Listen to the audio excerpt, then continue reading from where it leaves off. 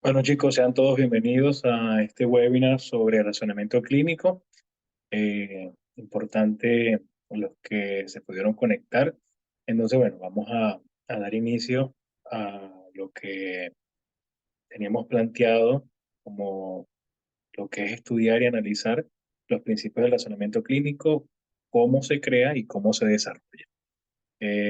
Sé que es bastante concurrente en nuestra vida de pregrado cuando estamos prácticamente iniciando nuestra carrera, de pensar que la medicina quizás es como nos las pintan en todas las series de televisión. Todos los que han visto Grey's Anatomy, los que han visto New Amsterdam, o los que han visto Doctor House, o en efecto El Buen Doctor, todos quedan maravillados con la capacidad de diagnóstico y la manera de cómo analizan los casos médicos. Creo que a todos nos ha sorprendido de alguna u otra manera el ver alguna de estas series y eso nos motiva a querer ser como uno de ellos. Muchos quieren ser como Doctor House, muchos quieren ser como el Doctor Murphy, que tiene una capacidad de diagnóstico porque tiene el síndrome del sabio y quizás su capacidad intelectual va más allá de la promedio. Entonces, todos estos íconos emblemáticos de la televisión en el ramo médico prácticamente nos dan un indicio de lo que nosotros queremos ser en el futuro. Entonces, vamos a estudiar lo que es el razonamiento clínico y vamos a poner en relieve algunos de los factores más comunes que nosotros podemos evaluar en este tipo de contextos. ¿No se escucha o no me escuchan bien?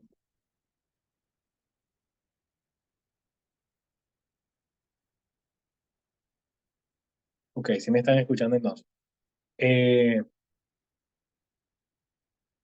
Creo que el sonido... Ya, un momento, por favor. Ok, entonces, importante que podamos resaltar que cada uno de estos emblemáticos médicos que vemos en las redes sociales, cada uno representa o atañe a algún tipo de características que nosotros podemos desarrollar. ¿Ok? Quiero saber si se escucha bien. Quiero que escriban allí. Pueden escribir, por favor, si se escucha bien. Quiero que escriban allí si se escucha. Quiero saber si se escucha. Si se oye, si pueden escribir allí. Si se escucha bien, dice José Seija. Perfecto. Entonces, todo se entiende hasta ahora. Ok, entonces ya en primera parte entendemos eso y uno de los roles o de las cosas en las cuales nos enfrentamos la medicina actual es que tenemos distintas generaciones de médicos y las distintas generaciones de médicos obviamente vemos el oficio de maneras distintas. Allí podemos tener unas imágenes de humor, estudiantes de medicina del año 1960 versus los del 2020. Dice el de 1960, no había internet, todo lo investigaba en libros y hacía tesis chingonas, es decir, tesis doctorales que eran majestuosas y el médico del 2020, pongo referencia a 2020 porque fue el año de mi graduación, dice, doctor, ¿por qué me deja muchas tareas? Estoy harto. Y creo que hoy en día la facilidad de estudio que tenemos es totalmente diferente a la que tenían los colegas o los que nos antecedieron a nosotros. Entonces son cosas que tenemos que nosotros medir si queremos prácticamente pasar a otro nivel académico. Lo habitual dentro del espectro del razonamiento clínico y de lo que nosotros estamos analizando actualmente es cómo el médico tiene la capacidad de pensar en un diagnóstico, cómo lo crea, cómo lo desarrolla, cómo puede hacer esas conexiones o esa sinapsis para decir que tal paciente tiene tal patología o tal condición o tal síndrome. Todo eso lo hemos desplegado en lo que es la práctica clínica. Obviamente un paciente nunca va a ir como la imagen que se representa allí. Dice, buenos días, doctor, soy una hernia discal L4, L5, necesito su ayuda. Nunca un paciente eh, va a ir y te va a decir exactamente lo que tiene, porque obviamente está yendo a ti porque necesita saber lo que tiene, lo que padece. Entonces, bueno, allí es donde comienza lo que es el proceso de razonamiento clínico o lo que nosotros conocemos como pensamiento clínico. ¿Cómo se desarrolla? ¿Cómo crece? ¿Cómo lo podemos, o cómo el médico junior o el médico que está aún en formación o el médico que tiene poco tiempo de experiencia se compara con el médico senior, que es un médico ya que tiene trayectoria, que tiene especialidad, que tiene distintas facetas y obviamente lo más retórico que tiene es la experiencia porque es lo que lo califica o lo que lo ha prácticamente, lo que le ha dado esa habilidad para poder diagnosticar de manera rápida. Entonces, ya haciendo hincapié en eso, entremos en el tema. ¿Qué es el razonamiento clínico? El razonamiento clínico no es más que otra cosa que un proceso metacognitivo, es decir, cómo el cerebro tiene la capacidad para que el clínico, durante el interrogatorio, lo que nosotros conocemos como anamnesis, o lo que es el proceso de comunicación o la relación médico-paciente, aunado a la interpretación de los hallazgos en lo que es la exploración física, a esto le llamamos examen físico, o en su caso las pruebas de complementación o los paraclínicos. Todo eso prácticamente nos da o nos proporciona información. Entonces, ¿qué es el razonamiento clínico? Es toda la información que ha sido procesada por el cerebro por medio de los elementos que ya hemos hablado, lo que es la anamnesis, lo que es los exámenes complementarios y el examen físico. Pero aquí en relieve las dos cosas que ponemos en efecto, cómo se produce el razonamiento clínico, ya lo vamos a ver. Ahora, ¿qué es el razonamiento clínico como tal? Repetimos, proceso mental que integra la información clínica que es proporcionada, número uno, por el paciente al profesional sanitario durante el interrogatorio. Eso es simple y sencillo el razonamiento clínico. Ahora, ¿cómo nosotros, los clínicos, podemos desarrollar un pensamiento clínico o un nivel de razonamiento clínico? Hay varias teorías que intentan explicar, obviamente, cómo este proceso, cómo estos fenómenos se producen en el cerebro. Entonces, ¿cómo se crea? Esta es la primera interrogante de nuestro seminario de hoy, porque son dos vertientes: cómo se crea y cómo se desarrolla, y esas dos las vamos a hablar. Entonces, ¿cómo se crea? Surgen varias interrogantes que tenemos que hacernos a nivel de clínicos, a nivel de médicos, y pensar de la siguiente manera, o hacernos las siguientes interrogantes. Número uno, ¿cómo piensa un médico en formación y un médico experto? Obviamente hay diferencias bastante notables e inclusive cuando tú eres estudiante de pregrado, el pensamiento clínico obviamente no está formado ni en primer año, ni en segundo año, ni en tercer año. Ya cuando eres interno de pregrado, a nivel de quinto año de medicina, sexto año de medicina, es cuando ya el pensamiento clínico ya se empieza a integrar en tu cerebro. Y eso lo vamos a hablar más adelante. No sé, tú te has preguntado cómo piensa un médico experto, o como me decía un colega y como yo hablaba con él, entonces cuando uno era estudiante de pregrado, uno decía, oye, tal fulano o tal doctor o tal doctora sí sabe demasiado. Entonces, con el tiempo me di cuenta, no era que el doctor sabía mucho, sino que yo sabía poco. Entonces, al yo saber poco, obviamente yo me maravillaba de lo que el médico sabía. Entonces, a medida que tú vas integrando el conocimiento y varios factores, tú te vas a dar cuenta que obviamente cuando tú pensabas de esa manera, cuando yo pensaba de esa manera, yo decía, oye, es que el doctor sabe demasiado. No, no era que sabía demasiado, era que yo ignoraba mucho. Entonces, allí es donde parte cómo es un médico experto y cómo es un médico junior, un médico en formación. La segunda interrogante que nos hacemos es cómo explicar con el menor número de palabras cuál es el problema del paciente y qué es lo que tiene. Es decir, un médico experto La puede explicar esto de manera inflamación. sencilla y de manera rápida. Un médico junior o un médico inexperto, obviamente, le costaría un poco más y eso lo vamos a ver por qué. Lo vamos a ver más adelante. Entonces, ¿cómo pueden describir o cómo llegó al diagnóstico de manera tan rápida? Lo otro que nos preguntamos, ¿es el conocimiento o el tiempo lo que te hace experto? Entonces son dos preguntas allí, ¿el conocimiento o el tiempo? Lo que te hace un experto, lo que te hace un clínico versado a la hora de diagnosticar. Otra pregunta que nos hacemos es, ¿de qué depende un buen razonamiento clínico? Entonces estas son todas las interrogantes que nos vamos a hacer durante este seminario y las que vamos a ir dándole respuestas progresivamente, ¿ok?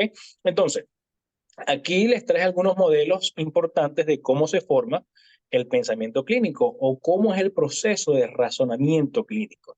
Número uno, tenemos el modelo más conocido, que es el Dual Process Thinking Model, que es un sistema dual, y lo que podemos destacar de este modelo es que son dos sistemas de procesamiento cognitivo, eso quiero que lo tengan en cuenta, dos modelos de procesamiento cognitivo, se llama Sistema uno y Sistema 2. Entonces, esto ya lo vamos a ver de manera gráfica para que usted vea cómo su cerebro, al ser un cerebro que empieza a procesar información clínica, empieza a procesar información bastante importante a nivel de todas las clínicas y a través de todas las cátedras que se van viendo desde el primer año de medicina hasta que culmina la carrera, cómo todo ese conocimiento se engloba y engrana en un principio fundamental sobre lo que es el razonamiento clínico. Entonces, este sistema uno destaca dos sistemas de procesamiento cognitivo, uno rápido e intuitivo, que se llama sistema uno, y otro más lento y analítico, que se llama sistema 2. Entonces, estas son teorías cognitivas,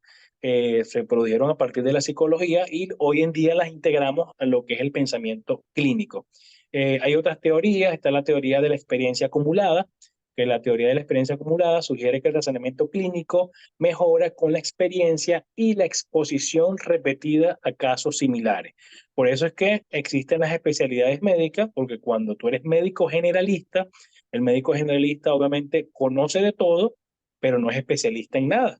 Entonces, cuando ese umbral de conocer mucho se va disminuyendo, entonces es donde surgen las especialidades médicas, internista, cirugía, pediatría, oncología, cirugía pediátrica, etcétera, etcétera. Entonces, el umbral de conocimiento se va disminuyendo y a medida que más conoces algo, más experto te haces algo. Yo una vez le pregunté a un clínico, a un médico internista, ya tenía 50 años de experiencia, y le pregunté qué era ser un especialista. Recuerdo que trabajaba en una clínica de mucho renombre y él tenía años ya, era uno de los fundadores de esa clínica y me dijo, en estas simples palabras, me dijo, un especialista es aquel que siempre ve lo mismo, hace lo mismo y siempre va a prescribir, obviamente si las guías no han cambiado, lo mismo. Entonces, eso, en sencillas palabras, me dijo que era un especialista. Entonces, teoría de la experiencia acumulada.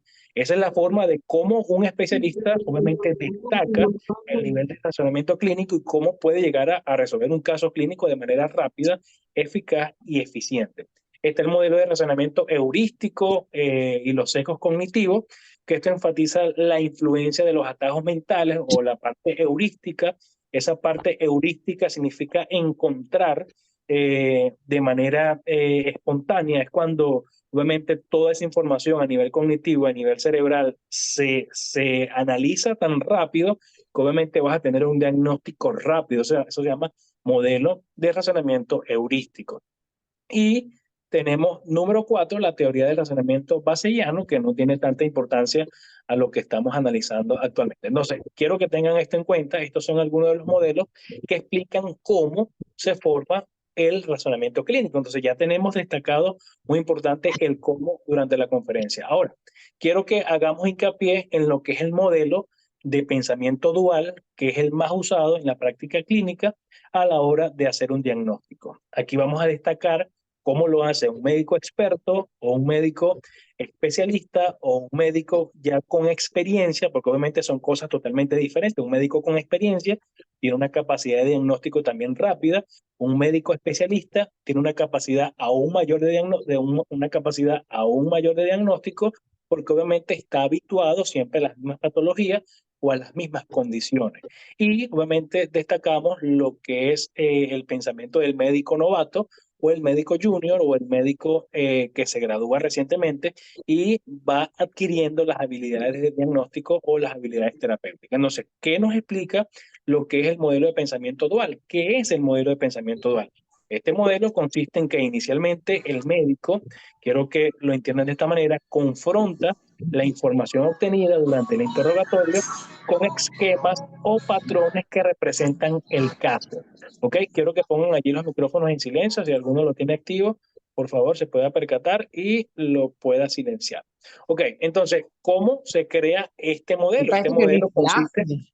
Trabajó. inicialmente en que toda la información es confrontada, toda esta información es confrontada durante el interrogatorio con esquemas y patrones que representa el caso. Es decir, que durante el interrogatorio que el paciente, que el médico va haciendo al paciente, ya a nivel mental, ya se va produciendo lo que son diagnósticos presuntivos o lo que este médico pueda hacer como algo hipotético. Esto, obviamente, ¿dónde se produce? Según Lieberman, dice que esto se lleva a cabo en la corteza prefrontal ventromedial. Eso ya allí en localización anatómica, a nivel funcional y cerebral, donde se produce este nivel de pensamiento. Esto se conoce como sistema 1.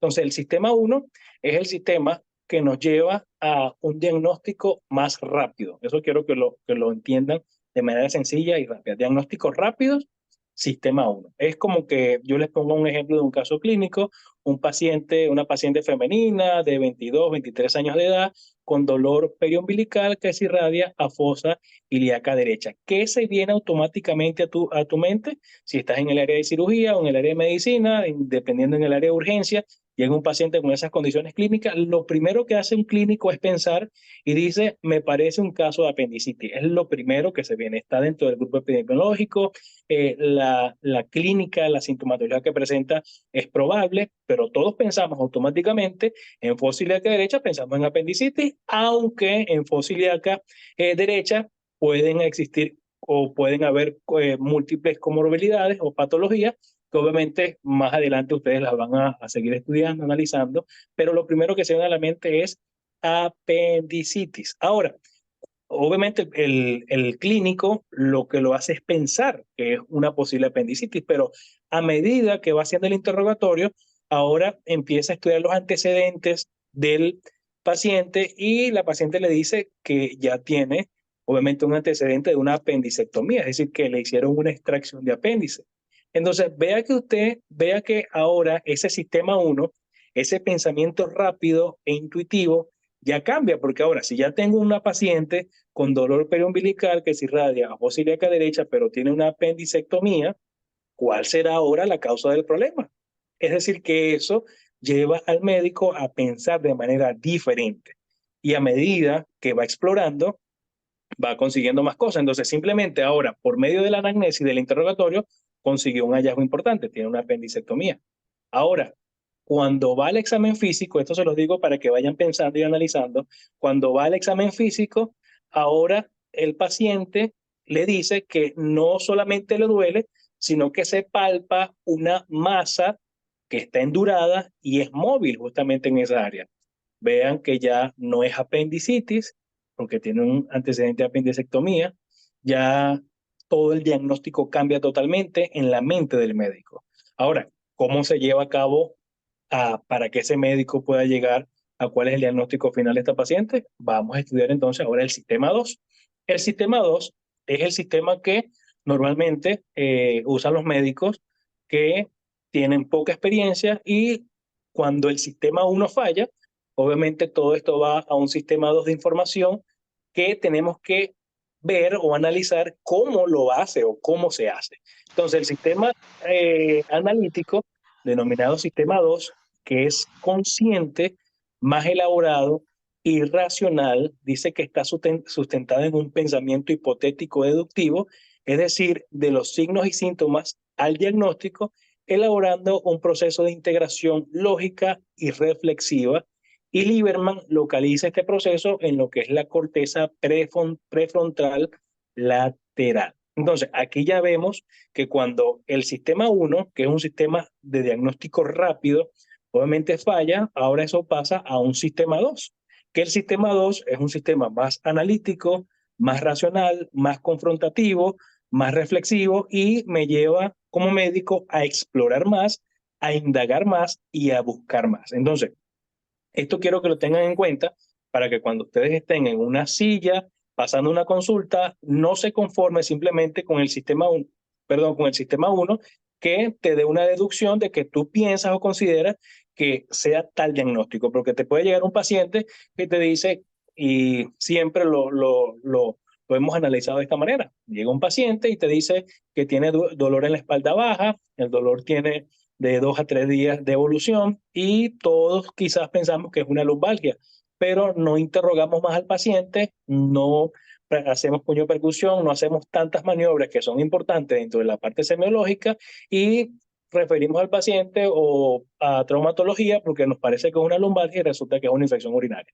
Entonces, ¿por qué es importante nosotros saber cómo se crea el razonamiento clínico? Número uno, porque nos lleva a tener un diagnóstico más preciso y número dos, porque evitamos que el paciente sea sometido a tantas evaluaciones clínicas o a tantos paraclínicos, cuando realmente a través de la historia clínica y toda la información que podamos recabar del paciente, podemos integrar un diagnóstico bastante conciso.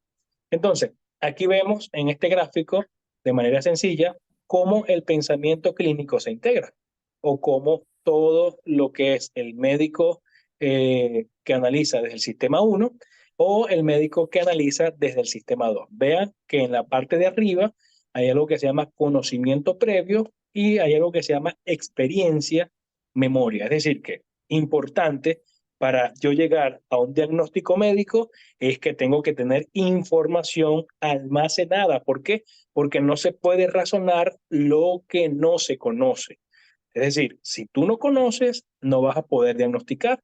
Si tú no te sumerges en lo que son las patologías, la epidemiología y muchos factores circundantes a la patología como tal, no vas a poder llegar a un diagnóstico. Entonces, es importante que exista un cúmulo de conocimiento que te pueda ayudar a ejercer la pericia o la praxis correcta para llegar a un diagnóstico. Entonces, conocimiento previo más experiencia y memoria nos va a ayudar a analizar todos los sistemas. Entonces, sistema 1, no analítico, vean que ustedes lo vimos muy bien explicando la parte 1, el sistema 1 no analítico, es irracional, llega rápidamente a una parte de diagnóstico, estoy en la parte derecha de la explicación, y el diagnóstico, vamos confirmación de hipótesis, hacemos pruebas diagnósticas, hacemos metodología clínica, interrogatorio, exploración, y llegamos al problema clínico de manera rápida. Eso se hace en lo que es el sistema 1. Pero ahora, cuando no hacemos un diagnóstico de manera rápida, todo eso pasa a lo que es el sistema 2. Entonces, el sistema 1 es más reflexivo, entonces existen patrones, no o sí. Entonces, vamos, experiencia en casos clínicos previos, ¿existen sí o no? Si no existen, obviamente se empieza a analizar en lo que es el sistema 2. Patrones de diagnóstico, signos y síntomas, todo eso nos va a llevar a un modelo hipotético deductivo hasta que podamos llegar al diagnóstico clínico. Obviamente, esto se ve bastante complejo, pero es bastante sencillo a la vez. Y a medida que nosotros vamos conociendo el camino de todo lo que es el conocimiento, vamos a ir analizando de manera más reflexiva.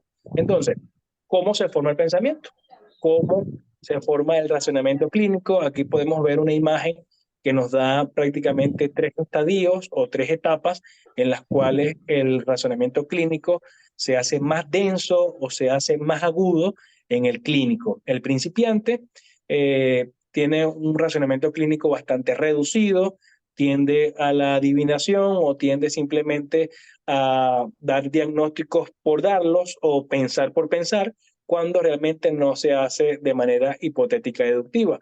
Ahora, cuando ese pensamiento ya hay mucha información a nivel cerebral, ya hay experiencia atendiendo casos clínicos o experiencia viendo a otros médicos atendiendo tipos de casos, ya eso te activa como que un sistema de alarma donde tú puedes reconocer ciertos patrones o ciertas conductas. Es como en la persona que está aprendiendo a manejar, cuando se le están enseñando las señales de tránsito, ya tú sabes qué es una señal a la derecha, qué es una señal a la izquierda, qué es una señal de pare, qué es una señal de tráfico, qué es una interpretación de ciertas cosas a nivel de tráfico. Entonces, esa imagen igual en lo que es síntomas y signos, toda esa imagen se va haciendo pertinente a nivel cerebral y ya va formando ya diagnóstico más preciso. Eso se llama como diagnóstico hipotético deductivo.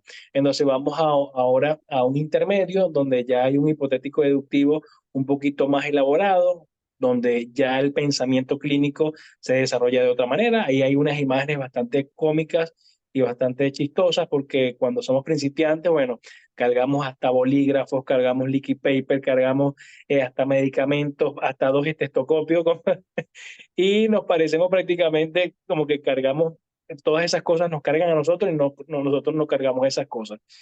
Entonces, cuando ya eres un experto, ya el reconocimiento de patrones se te hace más fácil, ya ese esquema hipotético deductivo ahora pasa a ser un esquema inductivo, es decir, ya la información se procesa de una manera diferente a nivel cerebral. Entonces, esa es la manera como progresivamente te vas convirtiendo en una persona que pueda diagnosticar. Yo he escuchado, y a mí me pasó también, y a medida que íbamos creciendo en la carrera, decíamos, ¿cuándo va a llegar el momento que voy a sentir que sé? Porque uno en medicina nunca deja de aprender. Entonces, nunca vas a llegar a un tope o vas a llegar a un punto donde vas a decir que ya sabes, porque en medicina siempre hay algo que aprender. Entonces, cuando estás en tercer año y te preguntas cuándo será el día que voy a saber, obviamente ahora es que falta para, para que realmente sepas y después que te gradúas, ahora es que menos sabes y después que eres especialista, sabes un poquito, pero ahora es que más necesitas saber. Entonces, así progresivamente el pensamiento clínico se va desarrollando y va creciendo. Ahora, los conocimientos previos a través de esta imagen, podemos ver que todo lo que es el razonamiento clínico se forma o a partir de conocimiento previo. Necesito conocimiento previo porque lo que no se puede razonar, lo que no se puede razonar, no se conoce, o sea, no se puede razonar lo que no se conoce. Y si yo desconozco patología, desconozco técnicas para explorar físicamente al paciente, obviamente nunca voy a llegar a diagnósticos importantes y voy a hacer subdiagnósticos, es decir, que van a estar siempre por debajo del diagnóstico verdadero, porque nunca voy a tener el conocimiento que requiero y todas las destrezas que requiero. Entonces, conocimientos previos, todo eso me va a dar una cascada de información que tengo que revisar información disponible del paciente, los antecedentes, recoger nueva información, historia, exploración física, pruebas complementarias, procesar información. Toda esa información, una vez que se procesa,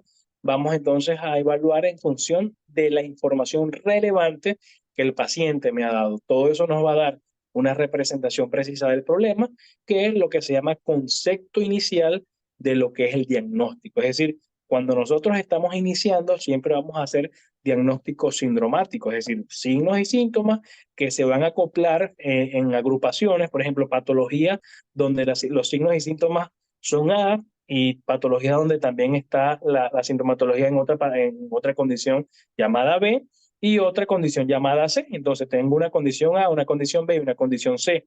Y en cada una de ellas hay signos y síntomas que se parecen, entonces yo puedo englobar que es un síndrome tal. Entonces ese síndrome obviamente son un conjunto de signos y síntomas que cabalgan en ese paciente, pero que aún no tengo una precisión completa de cuál es la afectación de ese paciente. Yo digo síndrome coronario agudo. El síndrome coronario agudo engloba varias patologías. Entonces, dentro de ese síndrome coronario agudo, yo hice un diagnóstico presuntivo inicial, síndrome coronario agudo. Ahora, ¿qué desglosa después de ese síndrome coronario agudo?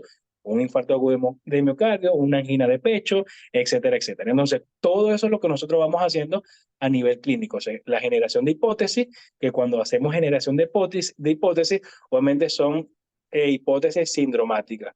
Hablaba hace un tiempo con un amigo que es neurólogo y él me decía que cuando uno se gradúa de médico, uno simplemente a veces es un médico sindromático, porque médico sindromático es porque siempre todo lo englobamos dentro de un síndrome viral agudo, pero ¿cuántos virus hay? ¿Cuántos virus no existen? Entonces, ¿qué virus específicamente me está atacando a ese paciente? Síndrome respiratorio agudo. Ahora, ¿qué patología realmente me está poniendo en ese paciente en esa condición? Es lo que tenemos que preguntarnos. Entonces, al inicio somos médicos sindromáticos, pero más adelante tenemos que ir colocándole nombre y apellido a cada condición. Creo que hasta ahora se está entendiendo, ¿no? Entonces, esa generación de hipótesis nos va a dar lo que es la parte sindromática y así sucesivamente hasta que hagamos un patrón de la enfermedad y lleguemos al diagnóstico. Todo esto lo vamos a ir corroborando progresivamente. Ahora, dentro de cómo se crea, también no influye solamente la parte neurológica o fisiológica donde se produce el pensamiento, sino que también tenemos todo lo que es la parte académica, donde nosotros estudiamos semiología, y dentro de la semiología, obviamente, existen dos grandes bloques que no están descritos allí, pero los dos grandes bloques de la semiología es la semiotecnia, lo cual nos va a dar las técnicas para estudiar los signos en el paciente, y también tenemos la propedéutica, que es la capacidad de interpretar los signos y síntomas que están en el paciente. Entonces, lo que es la semiología como tal, esa habilidad para interpretar signos y síntomas, y yo he añadido algo más, que son los sentimientos, porque cuando hablamos de un patrón biopsicosocial, obviamente el médico se integra dentro de todos estos patrones, en el aspecto físico, en el aspecto emocional, hasta en el aspecto social, y analiza de manera profunda y holística todo el contexto que gira alrededor del paciente. Entonces, la semiología, como gran bloque en la parte semiotécnica y en la parte propedéutica, nos va a dar dos grandes cosas. Número uno, la anamnesis, lo que es la historia clínica, lo que es la buena comunicación, más el examen físico. Estos dos elementos, a su vez, nos van a dar lo que nosotros conocemos como hipótesis diagnóstica. Entonces, de esta manera, es como nosotros podemos crear a nivel de conexiones cerebrales, a través de lo que nosotros conocemos como metacognición, que es el proceso de vincular aprendizajes continuos con otros que se van presentando en el camino, todo lo que es un diagnóstico clínico. Entonces, partiendo de esa idea, tenemos básicamente o comprendemos lo que nosotros sabemos en medicina, como son los guiones de la enfermedad. Los guiones de la enfermedad vinculados a todo lo que es la semiología y a lo que es la anamnesis o la historia clínica, estos guiones nos dan ciertas cosas o ciertos reconocimientos a la hora de estudiar una enfermedad. Número uno, que tenemos que estudiar las situaciones favorecedoras o lo que me condiciona a un paciente a padecer algo. Esto va caracterizado por la edad, el sexo, los hábitos y todo ese tipo de características biopsicosociales.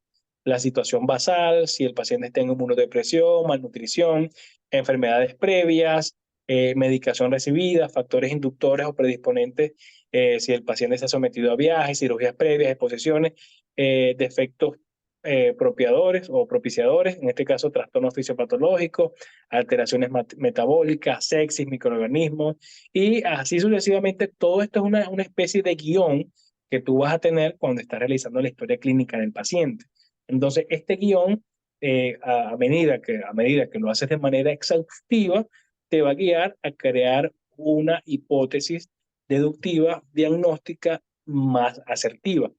Importante que nosotros tengamos en cuenta que a la hora de hacer la anamnesis, tenemos que prácticamente preguntar.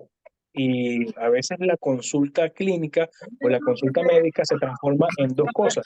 Número uno, el médico como un detective, porque el médico como detective tiene que explorar, tiene que preguntar, tiene que husmear, tiene que de alguna u otra manera buscar de manera exhaustiva y clara lo que él sospecha. Es decir, si yo sé lo que voy a buscar.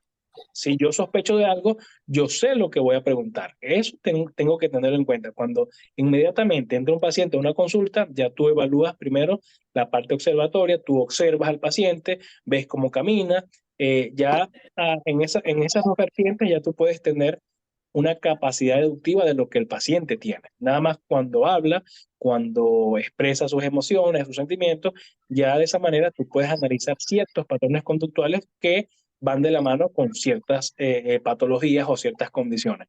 Entonces, importante que tengamos eso en cuenta. Y por último, las consecuencias clínicas, síntomas, signos, hallazgos de laboratorio, pruebas de imagen, evolución, recurrencia con la cual ese paciente acude a consulta, la progresión, cómo va avanzando la condición, si es aguda o es crónica, o cuando ya esta patología se cronifica, que obviamente ya se transforma en un motivo de consulta bastante frecuente. ¿Ok? Entonces, ya sabemos cómo se crea el razonamiento clínico, ya sabemos cuáles son las vías neuronales y a nivel cerebral cómo se produce, ya sabemos lo que es el sistema 1, lo que es el sistema 2, cómo se integra todo el pensamiento para producir un diagnóstico como tal. Ahora, la idea que nosotros tenemos que tener en cuenta es, si ya sé cómo piensa un médico, ahora la idea es cómo yo puedo desarrollar ese pensamiento clínico. Cómo, como estudiante de pregrado de medicina, cómo lo puedo inducir para pensar como un clínico. Entonces, número uno, necesitamos fomentar una base sólida de conocimiento. Ya hemos hablado que en todo lo que es el proceso de razonamiento clínico, lo más importante que tiene que tener un clínico es conocimiento. Es decir, el razonamiento se da en base a lo que conozco. Si desconozco, no puedo hacer un buen razonamiento clínico. Entonces, a medida que yo voy como estudiante de pregrado, conociendo la anatomía, conociendo la fisiología, conociendo la histología, conociendo la fisiopatología, la farmacología, microbiología y todas las áreas del saber de un estudiante de pregrado, todos esos conocimientos de manera progresiva se van a ir integrando. Entonces, importante, ¿cómo desarrollo el razonamiento clínico? Número uno, e importante y que sería la base de todo esto, es fomentar una base sólida de conocimiento. Es decir, que el conocimiento es poder, pero el conocimiento es poder, pero también en potencia, porque tiene la capacidad que a medida que mi cerebro pueda almacenar información y la pueda retener y la pueda analizar, eso me va a dar capacidad de inteligencia, es decir, que voy a ser inteligente a la medida que tengo conocimiento y que ese conocimiento lo puedo integrar al contexto o a lo que voy haciendo de manera diaria. Número dos, enseñar a través de la enseñanza de habilidades de pensamiento crítico. Aquí yo lo coloqué de manera como nosotros como médicos podemos fomentar en ustedes el desarrollo del razonamiento clínico. Número uno, fomentar una base sólida de conocimiento, que es lo que queremos hacer a través de todas estas conferencias y todo lo que estaremos llevando a cabo a través de Praxium Academy. Número dos, enseñar habilidades de pensamiento crítico. Esa es una de las cosas muy importantes porque en ocasiones no pensamos, sino que simplemente hacemos lo que otro piensa o lo que otro dice. Entonces, el médico tiene que tener la capacidad de pensar de manera crítica, de crear su propio pensamiento desde la objetividad, no simplemente que sea prácticamente influido por otra persona y que su pensamiento sea distorsionado. ¿No? El médico tiene que tener la capacidad de pensar de manera crítica. El razonamiento clínico implica el análisis crítico de la información disponible para llegar a conclusiones fundamentales. Entonces, enseñar a pensar de manera crítica.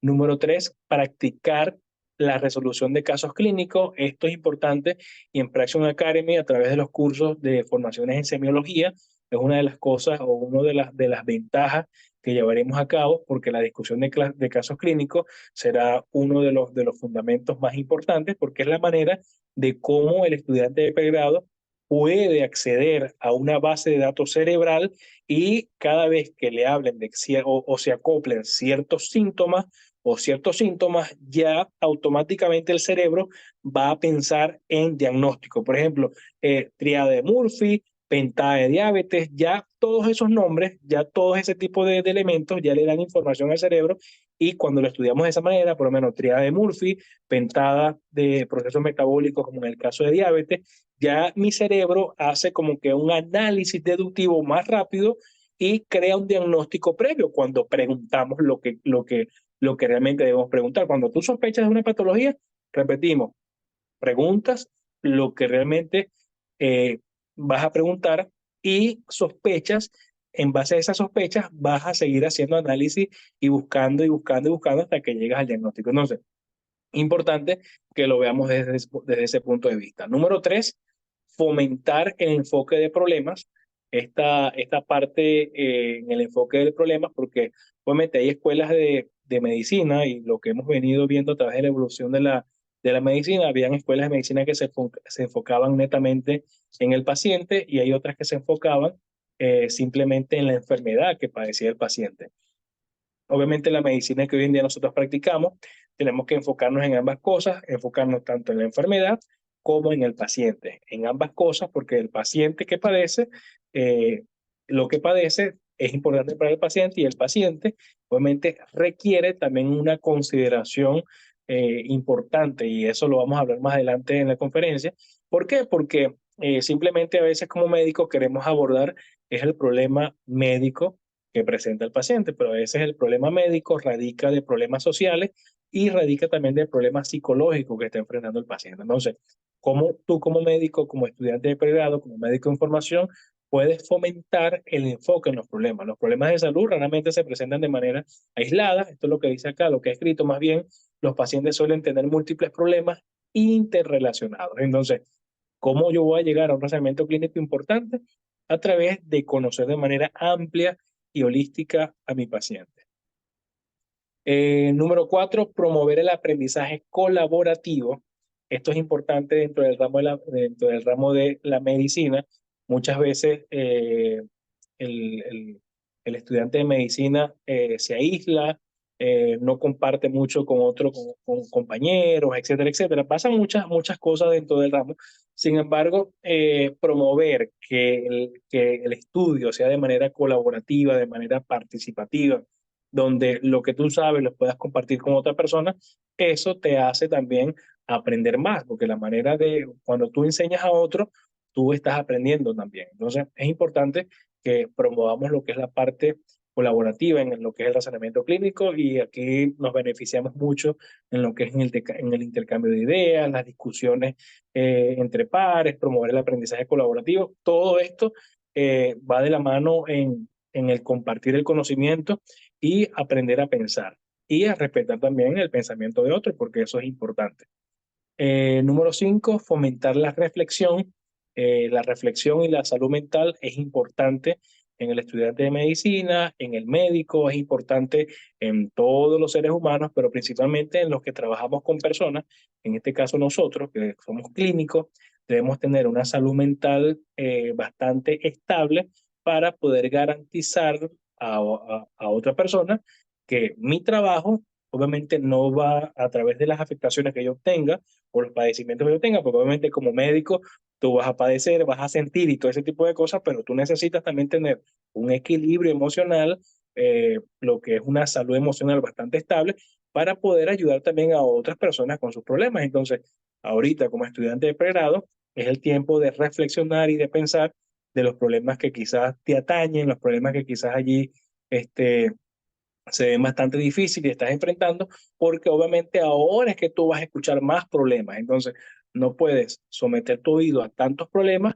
cuando mentalmente hay muchos problemas sin resolver. Entonces, ¿qué recomiendo yo? Resolver primero los problemas que atañen a uno internamente para poder ayudar a otra persona a solventar sus problemas, sean psicológicos, sean sociales, sean a nivel de salud, etcétera, etcétera. Lo importante es que tu pensamiento esté bastante alineado y bastante coherente con lo que hace. Entonces, fomentar la reflexión es muy importante. Entonces, he descrito a través de esta ponencia varias habilidades blandas y clínicas que requiere un médico de información para poder formar o para poder echar mano de lo que es el razonamiento clínico objetivo.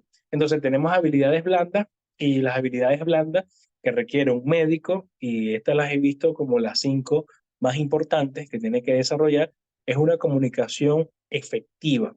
Recuerda que la consulta médica en ocasiones se va a convertir no en un consultorio, sino en un escuchatorio, porque tú lo que vas a hacer es escuchar al paciente. Entonces, ese proceso de escuchar y de aprender a escuchar, y es una escucha activa, no es una escucha donde el paciente está hablando y el clínico está metido en el teléfono o está prácticamente distraído en otras cosas. Es una escucha activa donde el médico obviamente va a mirar a los ojos al paciente, donde va a sonreírle si requiere sonreír, o va a mostrar impresión por lo que le va comunicando, o va a mostrar a través de su rostro cierto afecto por lo que el paciente está comunicando. Entonces, son habilidades blandas que todo médico debe desarrollar, comunicar de manera efectiva. O sea, no puede ser un médico que hable y hable y hable y hable y hable y el paciente no es oído. Entonces es importante aprender a oír. El médico tiene que aprender a oír y esta es una de las habilidades importantes que tiene que desarrollar para que el razonamiento clínico sea inherente y sea bastante coherente y obviamente no caiga en el error médico que por no oír o no precisar bien la información, caiga en diagnósticos que no son como tal. Entonces, comunicación efectiva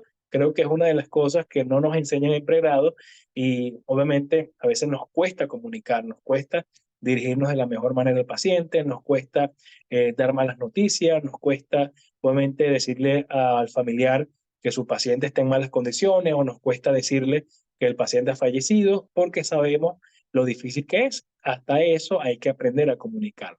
No voy a llegar y le voy a decir, mira, se murió, porque obviamente no es la manera, hay que tener un poco de empatía, que sería otra de las habilidades blandas. Yo creo que en ninguna universidad del mundo, pero ya ahorita en Reino Unido, en algunas universidades, en la Universidad de Harvard, algunas escuelas de medicina están estableciendo la empatía como una cátedra, porque la empatía obviamente no la enseñamos en ninguna universidad, pero ya estas universidades ya están viéndose la necesidad de incluir la empatía e incluir hasta ciertas habilidades blandas como cátedras importantes que toda persona tiene que cursar. Entonces, la empatía es importante porque la empatía es lo que me conecta con el prójimo, es lo que me conecta con los sentimientos de la persona y es donde puedo sentir o donde puedo ponerme en el lugar de la persona. Entonces, la empatía es la capacidad de comprender y compartir los sentimientos de los pacientes y es crucial para establecer una relación terapéutica sólida. La empatía ayuda a los médicos a brindar un cuidado centrado en el paciente y entender las preocupaciones y las necesidades de estos. Entonces, importante, buena comunicación, una comunicación efectiva y la empatía, la capacidad de ponerme en el lugar del paciente y de comprender sus emociones y sentimientos.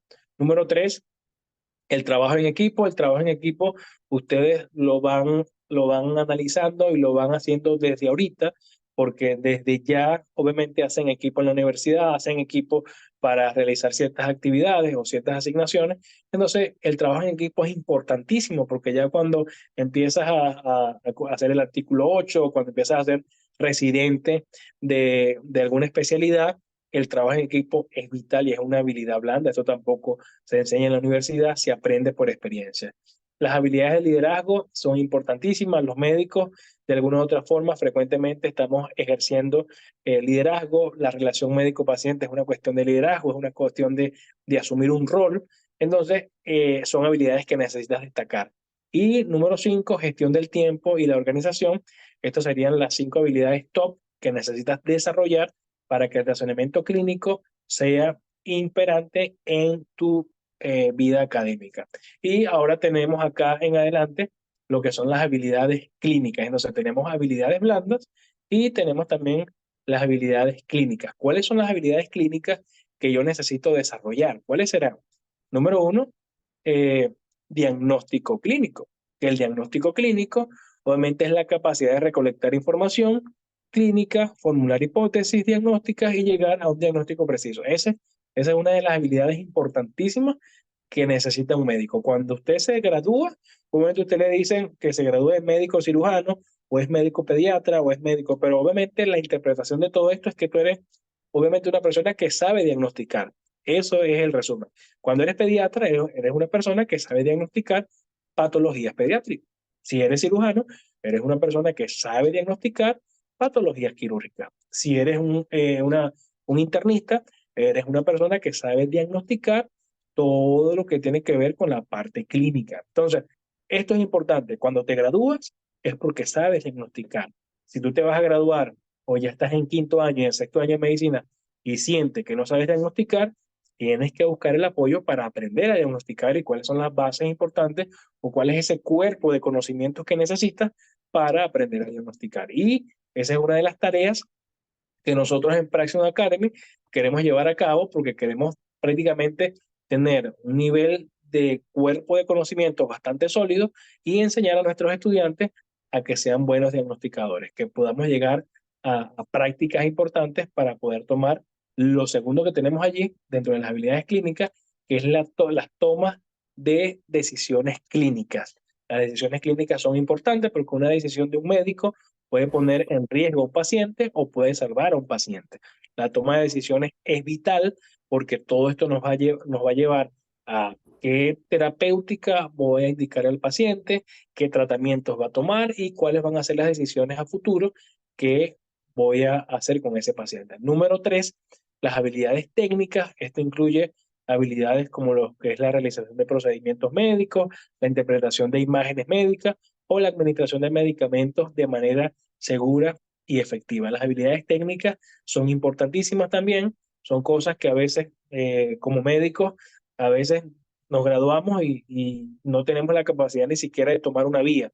Entonces, es importante que esas habilidades no son netamente de enfermería.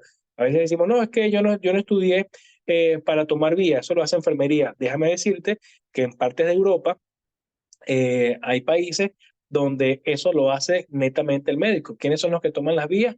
El médico. Ahora, en Latinoamérica o en Hispanoamérica hemos hecho de que como que el trabajo de enfermería es simplemente tomar vías. Y eso no es así. Tú como médico tienes que desarrollar habilidades técnicas en lo que es la cateterización de vías y todo ese tipo de cosas hay que aprenderlas. Obviamente eso no te exime de que es una habilidad que es de otra área, ¿no? Tú tienes que aprenderlo también y así sucesivamente todas las habilidades para sondar un paciente, poder colocar el sonda a un paciente, colocar vías centrales, que obviamente a medida que tú vas creciendo en el área médica y en el área en que te quieras desarrollar, tú vas a aprender las cosas que se hacen en esa área. Pero obviamente cuando somos estudiantes de pregrado, aprendemos de todo y todo eso que aprendemos en algún momento lo vamos a llevar a la práctica, ¿ok? Entonces, educación del paciente, importante, y esto pasa mucho en las consultas, donde el paciente sale peor de cómo entró, porque obviamente no tuvo a un médico que le explicara la patología o la condición que está padeciendo. Esto es importantísimo. Es una habilidad clínica que tienes que desarrollar. Un médico es un educador, es un formador, es una persona que capacita a su paciente, le enseña a su paciente. Una de las cosas que yo he hecho durante toda mi práctica siempre es que si el paciente tiene los medios de cómo adquirir ciertos aparatos que usamos, un tensiómetro, un glucómetro, un oxímetro, yo enseño al paciente, yo le enseño a usar, le doy los valores, los parámetros y le digo, me vas a llamar solamente cuando esto esté en tal valor, en tal nivel o sospeches de que pasa algo con el aparato y no sepas usarlo, me llamas, pero yo lo enseño. O sea, yo lo educo para que el paciente obviamente se sienta en confianza y también sepa manejar su condición y su patología. Eso es importante, educar al paciente. Y por último, una de las habilidades clínicas que todo médico debe desarrollar hasta que se muera es un espíritu de aprendizaje continuo. El médico tiene que tener la capacidad de aprender a diario. Todos los días tú tienes que aprender algo. Todos los días tienes que repasar algo. Todos los días tienes que leer algo que no sepas. Todos los días las revistas Nature, Science, todas estas sacan nuevas actualizaciones, nuevos estudios randomizados, nuevos estudios aleatorios, sacan de todo. Entonces, ¿qué tienes que hacer tú? Leer, formarte. Obviamente ahorita estás en una etapa donde estamos prácticamente haciendo las bases, a los que están en segundo año, los que están en tercer año, los que están en cuarto año, están haciendo las bases para poder llegar a un nivel de razonamiento clínico más profundo, pero a medida que vas creciendo, a medida que van pasando los años, la exigencia es mayor. Entonces, actualización continua se requiere en todas las áreas del saber. Entonces, creo que esto es lo que quería englobarles en lo que es la parte de razonamiento clínico, cómo se crea, ya lo hablamos, a través del sistema dual, sistema uno y sistema 2, cómo piensa un médico especialista o un médico con experiencia y cómo piensa un médico que está en etapa de desarrollo o un médico que tiene poca experiencia. Y hablamos de cómo se desarrolla, ya dimos todas las características, las habilidades blandas, las habilidades clínicas. Ahora, todo esto es lo que les puedo decir hasta ahora, porque era un webinar introductorio a otras áreas del saber que vamos a estar desarrollando. ¿Ok? Quería poner esta imagen allí. La única relación seria que tengo en mi vida es la de médico-paciente, y allí pueden ver cómo ustedes se van a ver dentro de algunos años escuchando a sus pacientes. ¿Ok? Entonces, esta fue toda la ponencia del día de hoy. Síguenos en nuestras redes sociales allí Praxium Academy, puedes entrar a la página web, allí en www.praxium.com, puedes seguirnos en las redes sociales, Praxium, así como se escribe, y si me quieres buscar,